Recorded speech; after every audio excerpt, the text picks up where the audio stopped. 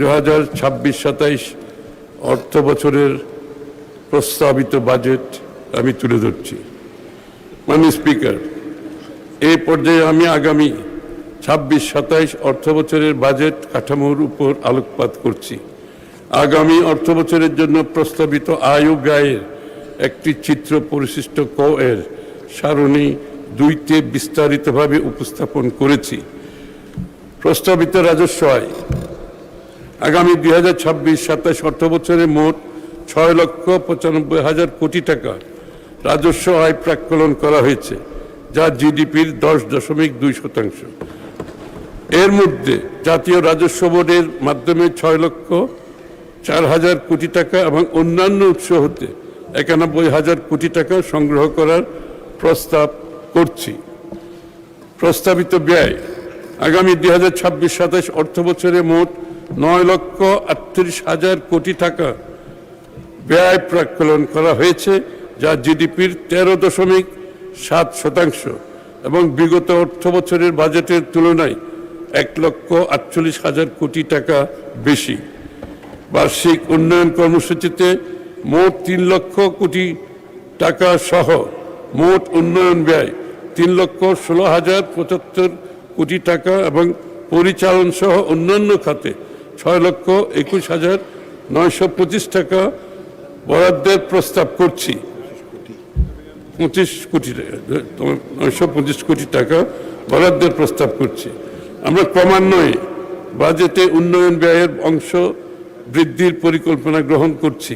সে লক্ষ্যে 2026-27 অর্থ বছরে মোট উন্নয়ন ব্যয় চলতি অর্থ বছরের বরাদ্দ সংশোধিত 27.27% থেকে বেড়ে 33.70% উন্নীত করার এবং পরিচালন ব্যয় অর্থ বছরের 72.73% থেকে কমিয়ে আগামী অর্থ বছরে 66.30% নামিয়ে আনার প্রস্তাব করছি। এখানে আপনারা লক্ষ্য করবেন, এখানে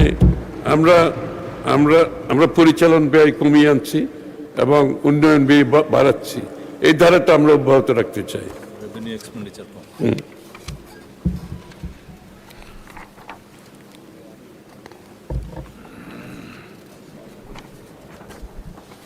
বার্ষিক উন্নয়ন কর্মসূচিতে বরাদ্দ প্রদানের ক্ষেত্রে মানব সম্পদ উন্নয়ন, জ্ঞানভিত্তিক সমাজ বিনির্মাণে অপরিহার্য শিক্ষা, স্বাস্থ্য, বিজ্ঞান, গবেষণা ও প্রযুক্তি খাত ও তৃণমূলের মানুষের অর্থনৈতিক ক্ষমতায়নকে অগ্রাধিকার দেওয়া হয়েছে। পাশাপাশি বিনিয়োগ ও টেকসই উন্নয়নের জন্য প্রয়োজনীয় ভৌত অবকাঠামো উন্নয়নেও বিশেষ গুরুত্ব আরোপ করা হয়েছে।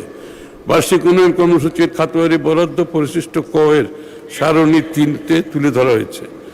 সামগ্রিক ব্যয় কাঠামো, সামাজিক অবকাঠামো, ভৌত অবকাঠামো এবং সাধারণ সেবা খাত, এই 3টি অংশে বিভক্ত আমাদের সামগ্রিক ব্যয়ের কাঠামো পরিশিষ্ট ক এর সারণী 4-এ উপস্থাপন করা হয়েছে।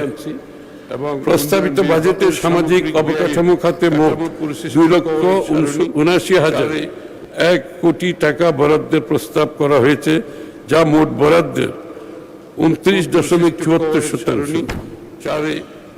ভৌত অবকাঠামো খাতে বরাদ্দ দেওয়া হয়েছে 1,74,988 কোটি টাকা, যা মোট বরাদ্দের 18.6%।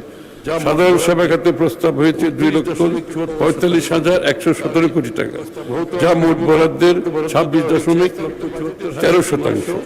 সামাজিক খাতের বর্ধিত সর্বোচ্চ ব্যয় প্রস্তাব সরকারের নির্বাচনী প্রতিশ্রুতি অনুযায়ী শিক্ষা, স্বাস্থ্য ও সামাজিক নিরাপত্তা কর্মসূচিতে অগ্রাধিকার দেওয়া হয়েছে। মাননীয় স্পিকার,